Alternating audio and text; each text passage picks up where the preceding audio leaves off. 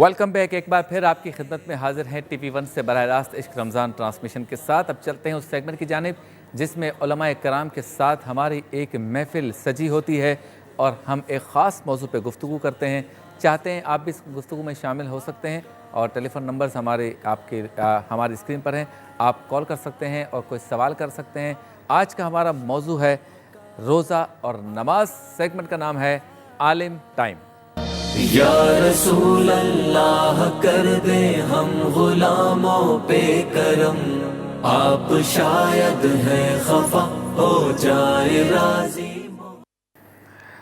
ہمارے ساتھ موجود ہیں روزانہ کی طرح میرے آپ کے ہم سب کے محترم و مکرم شفیق، ہمارے رہنما حضرت علامہ پیر سید مظفر حسین شاہ صاحب۔ السلام علیکم۔ جی وعلیکم السلام۔ اور ان کے ساتھ موجود ہے، بہت خوبصورت انداز میں گفتگو کرتے ہیں، حضرت علامہ مفتی محمد شاہد مدنی صاحب۔ آپ کو بھی السلام علیکم۔ موضوع ہمارا آج کا عالم ٹائم میں ہے روزہ اور نماز۔ اس سے متعلق کافی چیزیں تو آپ اور ہم سنتے رہتے ہیں، کچھ نئے سوالات جو ہمارے ذہنوں میں آتے ہیں ان سوالات کو لے کے سامنے چلیں گے، لیکن شروع کریں گے ہم اس کی فرضیت پہ ہی۔ شاہ صاحب، پہلے تو ان دونوں کے بارے میں قرآن پاک میں کیا ارشاد ہوا ہے، روزے کے بارے میں اور نماز کے بارے میں؟ بسم اللہ الرحمن الرحیم، رب اشرح لی صدری ویسر لی امری واحلل عقدۃ من لسانی یفقہوا قولی۔ دیکھیں، ایمان اور تصحیح عقیدے کے بعد سب سے اہم درجہ جو ہے وہ نماز کا ہے ٹھیک، دین اسلام کے اندر۔ قرآن کریم میں ایک نہیں متعدد آیت کریمہ نماز کی فرضیت کے بارے میں نازل ہوئی ہے۔ ٹھیک ہے۔ مثلا دیکھیں، جیسی آپ سورہ بقرہ شریف شروع کرتے ہیں، سورہ فاتحہ شریف کے بعد ترتیب مصحف شریف سے قرآن کریم کی دوسری سورت اعوذ باللہ من الشیطان الرجیم، الف لام میم، اس کے معنی اللہ اور اس کے بتائے سے اس کے نبی مکرم جانتے ہیں۔ ذالک الکتاب لا ریب فیہ، وہ روشن کتاب جس میں شک کی جگہ نہیں۔ ھدی للمتقین، یہ متقین کے لیے ہدایت ہے اس میں۔ اور متقین کون ہیں؟ الذین یؤمنون بالغیب، جو ایمان لاتے ہیں بن دیکھی چیزوں پر، یہ ایمان عقیدہ ہو گیا۔ الذین یؤمنون بالغیب ویقیمون الصلاۃ، اور وہ نماز کو قائم کرتے ہیں۔ واہ واہ۔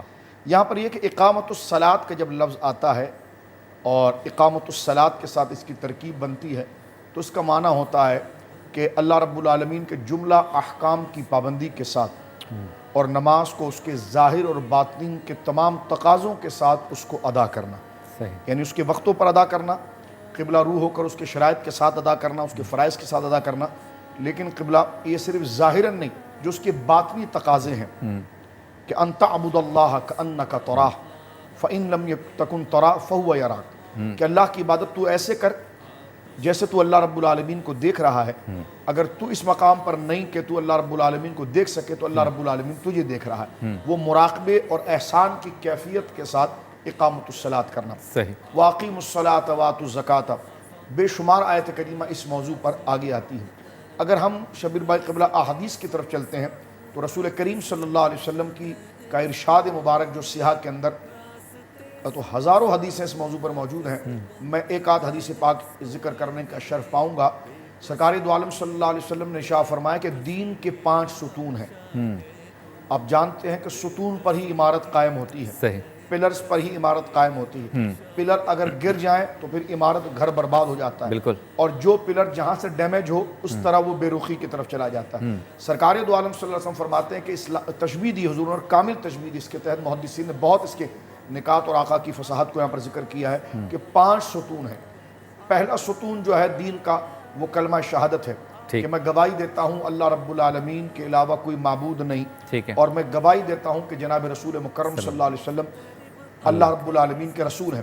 اس کے بعد نماز ہے، پھر زکوٰۃ ہے، پھر حج ہے، اور پھر رمضان کے روزے ہیں۔ اس ترتیب کے ساتھ حدیث پاک کے اندر ذکر کیا گیا۔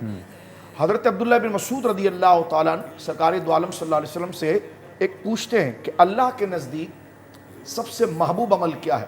ظاہر سی بات اللہ کے بندے ہیں، صحیح، اور اللہ کی رضا کو تو جانے کہ اللہ رب العالمین کن کاموں سے خوش ہوتا ہے، اور اس کے بتانے والے آقا کریم صلی اللہ علیہ وسلم ہیں۔ صحیح، تو عرض کی سرکار علیہ الصلوۃ والسلام کی بارگاہ میں کہ یا رسول اللہ صلی اللہ علیہ وسلم، اللہ کو سب سے محبوب عمل کیا ہے؟ حضور علیہ الصلوۃ والسلام فرمایا کہ نماز کو اس کے وقت پر ادا کرنا، اس وقت کے اندر ادا کرنا۔ کہنے کہ حضور اس کے بعد کیا ہے؟ فرما ماں باپ کے ساتھ حسن سلوک کرنا۔ کہا حضور اس کے بعد کیا ہے؟ فرما اللہ کی راہ میں جہاد کرنا. یہ حدیث پاک بھی. ایک آخری حدیث پاک میں عرض کر کے اپنی گفتگو کو ختم کرتا ہوں. مسلم امام احمد میں ہے کہ نبی کریم علیہ السلام نے ارشاد فرمایا کہ جو شخص اچھی طرح سے وضو کر کے نماز ادا کرے نماز کے وقت کے اندر خشوع خضوع کے ساتھ، وہ اقامت الصلاۃ، یعنی ظاہراً جو اس کے شرائط ہیں اس پاکیزگی کے ساتھ، اس تطہیر کے ساتھ، ان شرائط اور ضابطے کے ساتھ اور خشوع خضوع کے ساتھ، یعنی دل کے اندر وہ رقت، کس کی جناب میں حاضر ہوں، کون مجھے بلا رہا ہے، کس کے دربار میں جا رہا ہوں، وہ اللہ رب العالمین جل وعلا کی ذات ہے. تو نبی پاک صلی اللہ علیہ وسلم شاہ فرماتے ہیں کہ جس نے نماز اچھے طرح وضو کر کے ادا کی نماز کے وقت کے اندر اور خشوع خضوع کے ساتھ ادا کی، تو اللہ نے اس کو اپنے ذمہ کرم پر لے لیا ہے کہ اس بندے کو ضرور بخشے گا. کیا بات ہے. اور فرمایا جس نے اس کی خلاف ورزی کی ہے تو پھر اللہ رب العالمین چاہے تو اس کو عذاب دے دے اور چاہے تو اس کو بخش دے. عمیر ہیں ہمارے ساتھ ٹیلی فون لائن پر. السلام علیکم. وعلیکم السلام. شبیر بھائی کیسے ہیں آپ؟ جی اللہ کا شکر. آپ کی دعا چاہیے. کیا کہنا چاہیں گے عمیر آپ؟ میرا ایک سوال ہے کہ جی کرونا سے متعلق کہ کچھ لوگ کہہ رہے ہیں کہ مسجد میں کرونا جو ہے وہ پھیل گیا. ٹھیک ہے. مغرب میں کرونا پھیل گیا لوگ یہ کہتے ہیں. ٹھیک ہے. مسجد میں. اچھا ٹھیک ہے. آپ کے مسجد نہ جائیں، نماز پڑھنے نہ جائیں. تو میرا ایک سوال ہے ڈاکٹر حسین صاحب سے کہ توکل کا مطلب کیا ہے؟ اور مثال کے طور پہ لوگ کہہ رہے ہیں کہ مسجدوں میں کرونا نہیں پھیل رہا. ٹھیک ہے. تو نمازی جو ہیں وہ. میں سمجھ گیا آپ کا سوال. بالکل آپ کا سوال سمجھ گیا. بہت شکریہ آپ نے کال کی. یہ پوچھنا چاہ رہے ہیں شاہ صاحب آپ سے مخاطب ہوئے تھے کہ توکل کیا ہے؟ کہ ہم اللہ پہ بھروسہ کر کے مسجد میں چلے جائیں نماز ادا کرنے، اور بعض لوگ جو ہے وہ جو سوشل ڈسٹینس کا سب چیزوں کا خیال رکھنے کے باوجود بھی ہم جا رہے ہیں تو اس پہ بھی تنقید کر رہے ہیں کہ اس کو بھی ترک کرتے ہیں. تو ان کو کیا جواب دیا جائے؟ دیکھیے سب سے پہلی بات یہ ہے کہ توکل کا معنی کیا ہے. اب ان سے میں پوچھوں گا کہ اس کو آپ چھوڑ دیں. کبھی خدا نہ کرے آپ بیمار ہو جاتے ہیں، کوئی بندہ بیمار ہو جاتا ہے تو شفا کون دیتا ہے؟ اللہ رب العالمین. تو آپ ڈاکٹر کے پاس کیوں جاتے ہیں؟ آپ دوائیوں کو کیوں استعمال کرتے ہیں؟ گلا خراب ہو جاتا ہے تو آپ ٹھنڈے پانی سے کیوں پرہیز کرتے ہیں؟ بخار آ جاتا ہے تو آپ نہانے سے کیوں پرہیز کرتے ہیں؟ کہیں پر چوٹ لگ جاتی ہے تو پھر آپ اس پر پانی ڈالنے سے کیوں پرہیز کرتے ہیں؟ جبکہ اللہ رب العالمین شفا دے گا. ظاہر سی بات ہے توکل کا یہ معنی نہیں. حدیث پاک کے اندر رسول کریم صلی اللہ علیہ وسلم کے صحابہ کے سوال پر یہ مسئلہ بالکل کھل کے سامنے آتا ہے. اللہ رب العالمین کی حفاظت اور اس کی قدرت کاملہ پر یقین رکھنا، نفع اور نقصان میں یہ توکل ہے. صحابہ کرام کا ایمان اور اللہ رب العالمین پہ کامل بھروسہ کہ ہم اس کی گرد راہ کو بھی نہیں پہنچ سکتے. صحابہ کرام نے حضور علیہ السلام جو وہ جن کو اللہ کہتا والذین آمنوا اشد حبا للہ، اس مقام اور درجے پر موجود ہے، کہنے لگے یا رسول اللہ اس کو سننے کے بعد مفہوم حدیث ہے کہ اب ہم یہ چاہتے ہیں کہ ہماری جو قیمتی چیز ہے وہ ہماری سواریاں ہیں جو ہمارے روزمرہ کام آتی ہے. یا رسول اللہ صلی اللہ علیہ وسلم آپ کی اس بات کو سن کر کے حفاظت اللہ رب العالمین کے دست قدرت میں ہے اور وہی حفاظت فرماتا. تو آج کے بعد ہم جو ہے اپنی سواریوں کو ان کے کوٹھوں کے ساتھ نہیں باندھیں گے اور رسیوں کو آزاد چھوڑیں گے. حضور نے فرمایا نہیں، یہ توکل نہیں ہے. توکل یہ ہے کہ تم سواریوں کو رسی کو ان کوٹھوں کے ساتھ سواریوں کی باندھ دو اور اس کی حفاظت کو اللہ رب العالمین پر چھوڑو. تو توکل کا معنی یہ کہ اسباب کو ترتیب دے کر نتیجہ اللہ پر چھوڑنا. کرونا وائرس جس انداز میں یہ پھیل رہا ہے یا یہ وبا کی جو بات ہے، اس میں احتیاط کی جو تدابیر ہے یہ توکل کے خلاف نہیں ہے.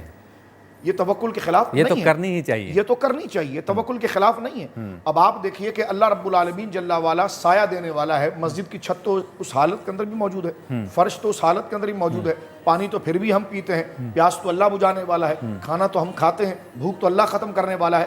لیکن یہ طریقے اور ضابطے ہیں اللہ رب العالمین سے اس رحمت کو طلب کرنے کے. تو لہٰذا اگر احتیاطی تدابیر بتائی جا رہی ہے اور بالخصوص ایس او پی کے اندر جو علماء اور ریاست نے اس بات کو متفق کر لیا ہے تو اس پر آپ شک نہ لائیں. کسی پر تو آ کر اپنے آپ کو لاک کریں نا، آپ خاموش ہو جائیں، ورنہ آپ شے بنیں گے تو شیطان آپ کو وسوسے دلاتا رہے گا.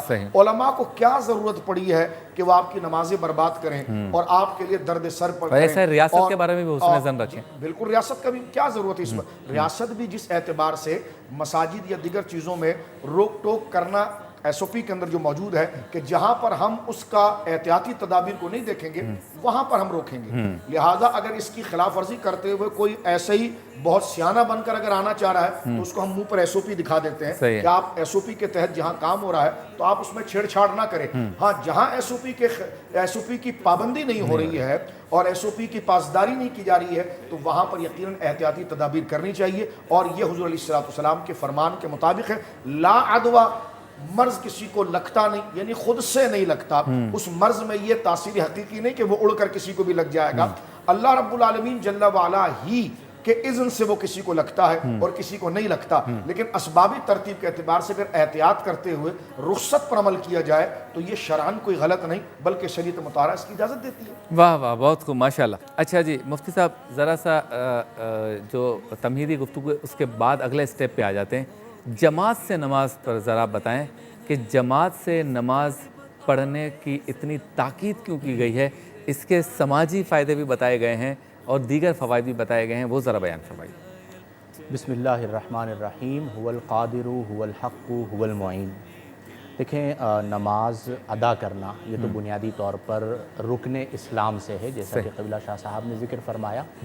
اور جماعت سے نماز کا ذکر بھی ہمیں قرآن میں ملتا ہے. صحیح فرمایا گیا کہ وَرْكَعُوا مَعَ الرَّاكِعِينَ کہ رکوع کرو تم رکوع کرنے والوں کے ساتھ. صاحب حاشیۃ الساوی نے لکھا کہ ای صلوا الصلاۃ ذات الرکوع جماعتاً، یعنی یہ وَرْكَعُوا مَعَ الرَّاكِعِينَ کا معنی بیان کیا.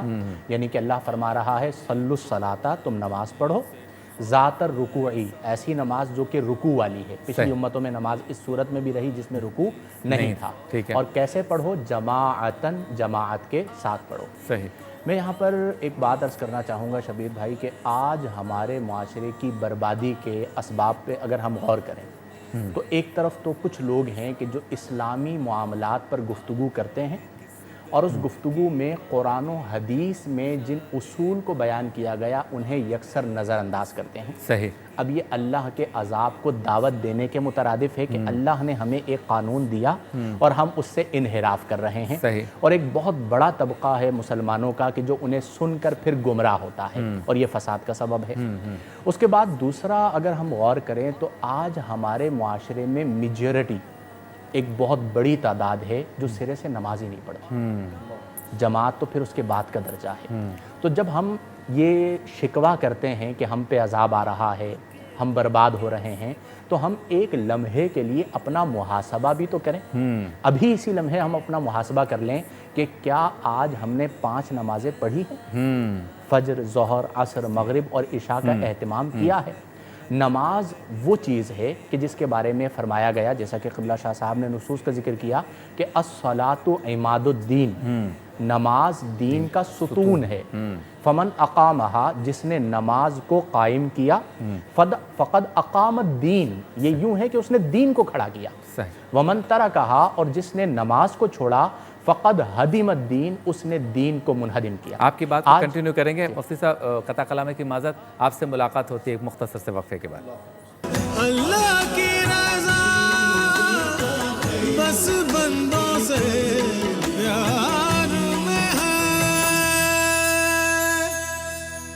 Welcome back. ایک بار پھر آپ کی خدمت میں حاضر ہیں عشق رمضان ٹرانسمیشن کے ساتھ، جو سحری کے بابرکت لمحات میں آپ TV 1 سے دیکھ رہے ہیں براہ راست. عالم ٹائم ہمارا سیگمنٹ ہے. روزہ اور نماز کے موضوع پر خوبصورت گفتگو ہو رہی ہے. ساتھ ساتھ آپ کی ٹیلی فون کالز بھی لے رہے ہیں. آپ بات کرنا چاہیں تو بات کر سکتے ہیں. نمبرز آپ کی اسکرین پر ہیں. وقفے پہ جانے سے پہلے مفتی صاحب نماز سے متعلق خوبصورت گفتگو فرما رہے تھے، اسی کو کنٹینیو کریں گے. جی مفتی صاحب. جی بس میں اختتام کی جانب اس بات کے ساتھ آ رہا تھا کہ ہم سب کو اپنا محاسبہ کرنا چاہیے کہ ہم نے نماز کو چھوڑ دیا. دیکھیں جب آپ نماز پڑھتے ہیں تو 2 چیزیں ہیں. ایک یہ ہے کہ آپ نے مثال کے طور پر فجر کی نماز پڑھی. اب فجر کی نماز کے بعد سے لے کر ظہر کی نماز تک ایک وقفہ ہے. اس میں آپ مختلف لوگوں سے ملتے ہیں، کیفیات بدلتی ہیں، دل کی کیفیات تبدیل ہوتی ہیں. اس کے بعد اللہ نے ظہر کی نماز کا حکم دیا کہ جیسے ہی آپ غفلت کی طرف جا رہے تھے ظہر کی نماز آ گئی. ہاں، کاروبار میں بزی تھے. جی اب آپ نے وضو کر کے جب آپ نے ظہر کی نماز دوبارہ پڑھی تو آپ اپنے اصل مقصد کی طرف پھر لوٹ کر آ گئے. یوں ہی عصر، مغرب اور عشاء کا معاملہ ہے. دوسرا یہ ہے کہ اگر ہم غور کریں تو ایمان اور اسلام یہ یقین کا نام ہے. آج بینگ اے مسلم ہمارے دل کی کیفیت یقین کا درجہ کیا ہے؟ کیا وہ کمزور نہیں ہو رہی؟ صحیح. اور اگر وہ کمزور ہو رہی ہے تو میں ایک دین کا طالب علم ہونے کے ناطے اس کا بنیادی سبب سمجھتا ہوں نماز چھوڑنے کو.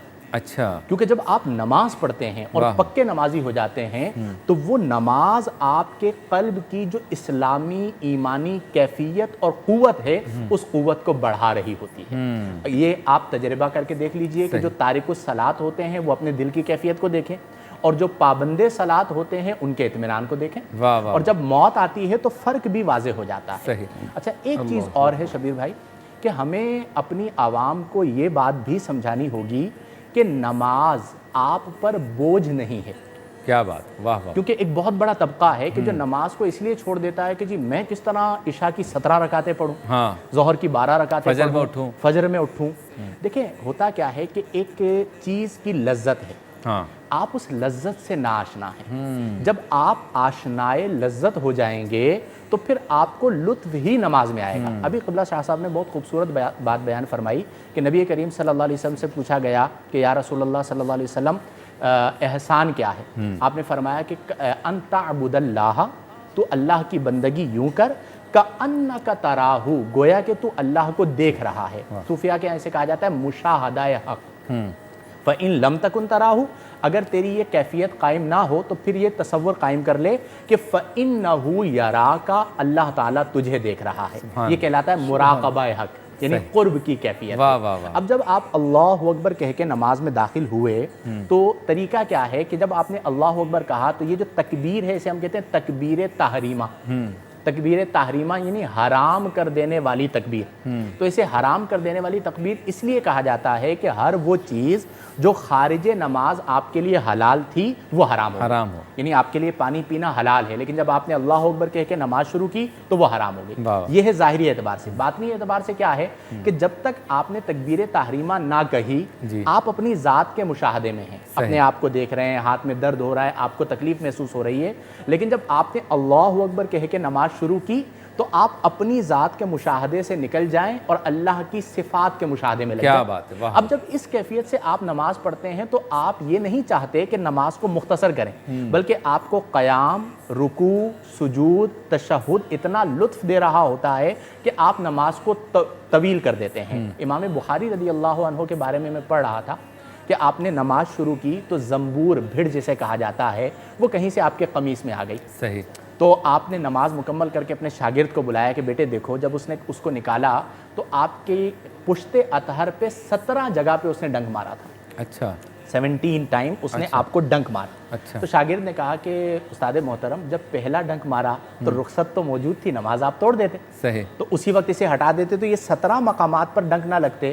تو آپ رضی اللہ عنہ نے فرمایا کہ جب اس نے ڈنک مارا تو میں اس وقت تلاوت شروع کر چکا تھا, مجھے نماز اور تلاوت میں اتنی لذت مل رہی تھی کہ اس کے ڈنک کی تکلیف کا مجھے احساس نہ رہا. واہ واہ واہ واہ. اب ایک طرف آپ امام بخاری کو رکھیں, کیا بات. اور آج کے زمانے میں ایک طرف موجودہ لوگوں کو رکھیں. ہاں. تو آج ہمارا المیہ کیا ہے کہ بعض اوقات عوام, اور میں بہت معذرت کے ساتھ یہ بات کہنا چاہوں گا کہ کچھ خواص جو بعض اوقات اپنے آپ کو مذہبی پیشوائی کہتے ہیں, بعض اوقات ان کی پہچان بطور نعت خواں بھی ہوتی ہے, بعض اوقات خطیب بھی ہوتی ہے, بعض جگہوں پر بطور پیر بھی ہوتی ہے. میں ایک بہت بڑی گدی ہے وہاں پر میرا جانا ہوا اور وہاں سے میرے الگ ہونے کا جو بنیادی سبب بنا تھا قبلہ شاہ صاحب, وہ یہ تھا کہ وہ تارک صلاۃ تھا شخص. اچھا. نماز کا ایک نماز سے دوسری نماز تک پورا وقت میرے سامنے گزرا اور نماز نہیں پڑھی گئی. تو میں حیران ہو گیا کہ اتنے بڑے بڑے نام, وہ مشاہدہ خودی میں مستغرق ہوں گے. یعنی آپ خود سوچئے کہ جہاں پر اس طرح کے لوگوں کا یہ حال ہوگا. دیکھیں ترک صلاۃ, ایک عام آدمی نماز نہیں پڑھ رہا وہ بھی غلط ہے. ایک نعت خواں فار ایگزامپل, میں واضح الفاظ میں کہتا ہوں, ایک عالم نماز نہیں پڑھ رہا وہ بھی غلط ہے. لیکن دیکھیں جب ایک معزز دینی ترک صلاۃ کرتا ہے تو وہ زیادہ مذموم ہے. اللہ اللہ. کیونکہ وہ قال اللہ کی بات کر رہا ہے, وہ قال الرسول کی بات کر رہا ہے, وہ واصل باللہ ہونے کی بات کر رہا ہے اور وہ نماز کو چھوڑ رہا ہے. تو اس لیے نماز کی اہمیت کو سمجھیں, نماز کی افادیت کو سمجھیں. نماز آپ کی روحانی غذا ہے, نماز آپ کو رب کا قرب دیتی ہے، نماز آپ کے ایمان اور یقین کی کیفیت کو بڑھاتی ہے۔ بے شک۔ اور امی جان اگر نماز پڑھنے کا کہیں تو غصہ مت کریں، ہاں۔ وہ آپ کا بھلا چاہتی ہیں۔ ہمارے آج کے جو بچے اور بچیاں ہیں، گھروں میں مائیں کہتی ہیں چلو بھائی اٹھو نماز پڑھو، تو ناراض ہو جاتے ہیں کہ ہماری امی نماز کا کہتی ہے۔ آپ ان سے پوچھیں کہ جنہیں امی نماز کا کہنے والی نہیں ہے، ان کے دل سے ان کی کیفیت کیا ہے، جن کے سروں پر ماں کا سایہ نہیں ہے۔ تو نماز بہت بڑی نعمت ہے۔ اگر آپ کو کوئی کہنے والا ہے کہ نماز پڑھو تو آپ اللہ کا شکر ادا کریں اور اس کی قدر کریں۔ کیا بات ہے۔ اچھا شاہ صاحب، یہ تو ہو گئی نماز اور روزہ، وہ جو فرضیت کے زمرے میں آتا ہے۔ ایک نفل نماز بھی ہے، ایک نفل روزہ بھی ہے، جو ایکسٹرا بندے میں ایک روحانیت پیدا کرتا ہے۔ اس کی عادت کا بن جانا بھی سعادت ہے۔ جیسے آپ حضرات بتاتے ہیں کہ ہر کسی کی عادت نہیں بنتی کہ وہ نفلی نماز اور نفلی روزوں کی عادت ڈالے، پورا سال پابندی سے فرائض کے بعد اس کی پابندی کرے۔ اس لذت کا ذرا تذکرہ کیجئے شوق کے لیے کہ یہ جو ایام ہیں، جو لوگ گھروں پہ بھی ہیں، پھر رمضان المبارک بھی ہے، تو اس میں نوافل نماز میں اور بعد میں اس روزے کی جو پریکٹس ہے وہ بعد میں کام آئے یا اس پریکٹس کو کنٹینیو کر سکے تو نفلی روزوں کی عادت بنے، اس کی لذت کیا ہے اور وہ کیسے تطہیر کرتی ہے نفس کی؟ دیکھیے، اس طرف جانے کے لیے ضروری ہے کہ جو چیز آپ کے ذخیرہ مطالعہ کے اندر ہوگی، جن چیزوں کی آپ کو معلومات ہوگی، وہی چیز آپ کے لیے دلچسپی کی یا نفرت کا باعث بنے گی۔ ایک چیز میرے اور آپ کے ذہن میں نہیں ہے تو میں اس کی لذت کو کیسے پاؤں گا؟ تو لہٰذا ہمیں یہ چاہیے کہ علماء کے قریب ہو کر، دیندار طبقے کے قریب ہو کر، اس شعبے پر جو لکھا گیا ہے، جو سرکار کریم علیہ السلام کے فرامین ہیں وہ ہیں، حضرات صوفیہ کرام رضوان اللہ اجمعین کے جو فرامین ہیں وہ ہیں، ہم اس طرف آ کے ان کتب کا مطالعہ تو کریں، یا مطالعہ نہیں کر سکتے تو جو نیک ہستیاں اس کو آپ کو واعظ میں آپ کو بتا دیتی ہے تو وہاں بیٹھیں۔ تو جب آپ بیٹھیں گے تو آج بھی آپ دیکھ سکتے ہیں کہ جن کو صحبتیں ملی، کیونکہ بیعت کا مطلب بھی صحبت ہی ہے، اور صحبت ہی بندے کے اندر انقلاب پیدا کرتی ہے، صحبت ہی بندے کو برباد کرتی ہے۔ تو نیک دوست اور نیک سنگی ہوں گے، تو لہٰذا سرکار علیہ السلام کی حدیث مبارکہ کہ جناب نیک صحبت ایسی ہے کہ ایک عطر فروش کے پاس اگر آپ جا کر بیٹھیں تو وہ آپ کے بدن پر عطر نہ بھی لگائے لیکن خوشبو آپ پالیں گے۔ واہ واہ واہ۔ اور سرکار کریم فرماتے ہیں جامع ترمذی کی حدیث سے کہ اگر بری صحبت کیسی ہے، برے دوست کی صحبت، کہ آپ مثلا ایک لوہار کے پاس بیٹھیں تو وہ اگر آپ کے بدن پر چنگاری نہ بھی آئے تو کم از کم بدبو تو آپ پائیں گے۔ تو لہذا صحبت اثر رکھتی ہے۔ مشکات میں حدیث پاک مجھے یاد آتی ہے کہ جب انبیاء کرام پوری لمبی لمبی زندگی 950 سال، 1000 سال، 700 سال، 400 سال، یہ لمبی عمریں گزار کر جب جاتے ہیں تو اپنی زندگی کا پورے تجربے کا خلاصہ جب وہ دے کر جاتے ہیں تو صاحب مشکات نے ایک حدیث نقل کی ہے، وہ یہ کہتے ہیں بیٹا برے دوست نہ رکھنا۔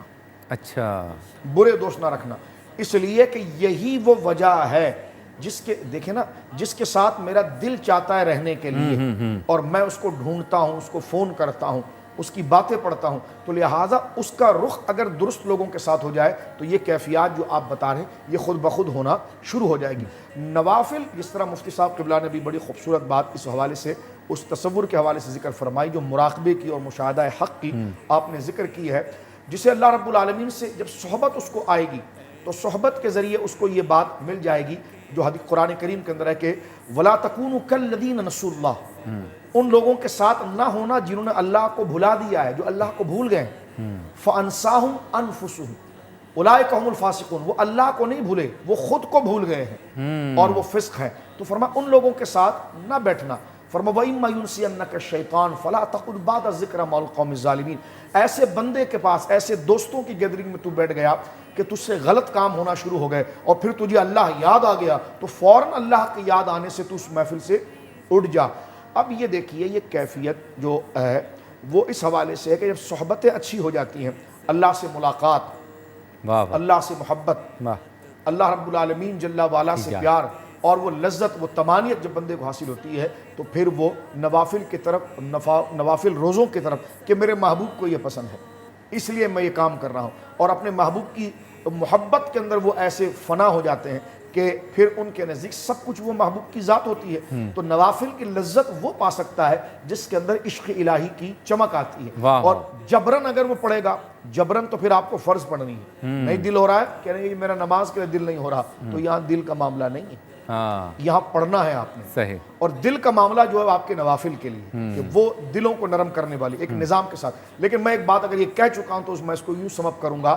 دیکھیں دن کی جو 5 نمازیں ہیں, نمازیں وہ ہیں جو بے حیائی سے بچاتی ہیں, ٹھیک ہے, کیونکہ مراقبے کی کیفیت جس طرح بتائی گئی, بندہ اللہ کو دیکھتا ہے. اور بڑی پیاری بات مفتی صاحب نے کی کہ 5 وقت کی نماز میں آپ درمیان میں لوگوں سے مل کر آتے ہیں, پھر جب آپ اللہ کے پاس آ کر نماز پڑھتے پھر آپ کو پتہ چل جاتا ہے کہ میں ہوں کہاں اور میں کہاں جا رہا تھا. یہ پتہ آپ کو گویا کہ مل جاتا ہے. لیکن جو رات کی نماز ہے نا, یہ تو اجتماعی نماز ہے کہ آپ لوگوں کے ساتھ جماعت کی صورت میں آ کر نماز پڑھ رہے ہیں. لیکن جو رات کی نماز ہے نا, کہ جس میں نہ کوئی حاجی صاحب آپ کو دیکھ رہا ہے, نہ کوئی پیر صاحب آپ کو دیکھ رہے ہیں, نہ کوئی گھر والا دیکھ رہا ہے, سارے گھر والے آپ کے سو گئے ہیں اور تنہا آپ آئیں اور آپ نے مصلی بچھایا اور آپ نے گویا کہ نماز کو شروع کر دیا. تو یہ جو بات مفتی صاحب قبلہ لذت نماز کی کہہ رہے ہیں نا, یہ آپ کو ملے گی اس تنہائی کی نماز میں. پھر وہ تنہائی کی نماز کا رنگ پھر آپ کی اس فرض نمازوں کے اندر آئے گا. تو یہ لازم اور ملزوم ہے, اس سے دل کی دنیا نرم ہو جاتی ہے. اور یقیناً بندے کو ایسے دوستوں کے ساتھ بیٹھنا چاہیے جہاں پر اللہ رب العالمین سے اس لیے فرمانا وَلِمَنْ خَافَ مَقَامَ رَبِّهِ جَنَّتَانِ, جو ہمارے حضور کھڑے ہونے سے ڈر گیا, اللہ فرماتا اگلوں کو تو ہم ایک جنت دیں گے, اس کو ہم 2 جنت عطا فرمائیں. اچھا, اس کے پیچھے کیا لاجک ہے اس کہ جو ہمارے سامنے کھڑے ہونے سے ڈرا اس کو 2 جنت ہے؟ یہ بھی تو وہ حیا ہے نا کہ میں کس طریقے سے اپنے رب کو منہ دکھاؤں گا. یعنی وہ عمل کر رہا ہے لیکن پھر بھی اس کوتاہی کی طرف ہے کہ میں ایسا عمل نہیں کر پایا جس طرح مجھے کرنا چاہیے تھا. یہی حضرت داؤد علیہ السلام کے قول تھے جو اللہ کو پسند آئے کہ یا اللہ میں نے یہ کر تو لیا لیکن میں ایسا نہیں کر پایا جیسے تیرے شاہ نشان تھا. تو لہٰذا انکساری کا یہ جو جملہ ہے کہ میں وہ نہیں کر پایا جس انداز میں مجھے کرنا تھا. تو یہ خوف جو ہے, یہ دراصل خوف کا معنی, اگر خوف کو اس معنی میں لیں, ایک کسی بندے کو کوئی ڈرا دے تو وہ آزادی کے بعد اس کے خلاف لڑنے کا سوچتا ہے کہ جس دن مجھے راحت اور مجھے گویا کہ کشادگی ملی نا, تو یہ جو تو نے مجھے ڈرایا ہے نا, اس کا بدلہ میں تجھے لوں گا. لیکن اللہ کا خوف جو ہے نا وہ ناز کا ہے, وہ محبت کا ہے, یعنی میرا محبوب مجھ سے ناراض نہ ہو جائے, میرا محبوب مجھ سے ناراض نہ ہو جائے. تو یہ ایسا خوف ہے کہ جو اس لیے حدیث پاک کے اندر آیا کہ صحابہ کرام رضوان اجمعین جب سرکار کے دست مبارک پر ایمان انہوں نے قبول کیا تو سارے مدبرین بیٹھ گئے اس حوالے سے کہ نبی پاک صلی اللہ علیہ وسلم کی تبلیغ کا ایسا انقلاب کیا تھا. ایک بندہ برسوں بت پرستی کر رہا تھا, شراب پی رہا تھا, لیکن جب اس نے اسلام قبول کر لیا, سرکار کے ہاتھ پر تائب ہو گیا, تو لوٹ کر اس نے اس مٹکے کی طرف کبھی نظر نہیں کی. اس نے لوٹ کر کبھی ان بتوں کو نہیں دیکھا. جو قدیم عادت ہے تو بندہ قریب سے گزرے تو اندر سے خیال آتا ہے اور بندہ لپک کے اس طرف جاتا ہے. تو یہ تربیت کا انقلاب کیا تھا؟ تو فرمایا رأس الحکمت مخافت اللہ, یعنی تمام دانائی کی جو اصل ہے وہ اللہ کا ڈر ہے. حضور علیہ السلام نے اللہ کی محبت اور مراقبہ کہ تم کسی بھی حالت کے اندر ہو اللہ رب العالمین تمہیں دیکھ رہا ہے اور تمہیں اس کا حساب اللہ کی بارگاہ میں دینا پڑے گا. یہ وہ مراقبے کی کیفیت جو ہے وہ جو سرکار دو عالم صلی اللہ علیہ وسلم کی سیرت مبارکہ کے اندر. اور ایک جملہ میں یہاں پر عرض کرتا ہوں, ایک صحابی نے حضور سے کہا کہ یا رسول اللہ میں اللہ کے نزدیک کیسا ہوں. کتنی بڑی بات, میں اللہ کے نزدیک کیسا ہوں, میری قدر اللہ کے نزدیک کیسی ہے. نبی پاک نے فرمایا جیسے اللہ کی قدر تیرے نزدیک ہے. تو آپ اندازہ لگائیے کس قدر احساس کی بات ہے اور کس قدر ذمہ داری کی بات ہے. تو یہ ساری چیزیں نوافل سے حاصل ہوتی ہے اور تنہائی اور خلوت کی جو عبادت ہے اس سے یہ لذتیں پیدا ہوتی ہیں. بہت خوب, ماشاءاللہ دونوں حضرات نے, معزز علماء کرام نے خوبصورت گفتگو فرمائی. چلتے ہیں بریک کی جانب. بریک کے بعد جب واپس لوٹیں گے مزیدار سحری کی طرف جائیں گے. عالم ٹائم کا یہ موضوع بھی جاری و ساری رہے گا ایک مختصر سے وقفے کے بعد.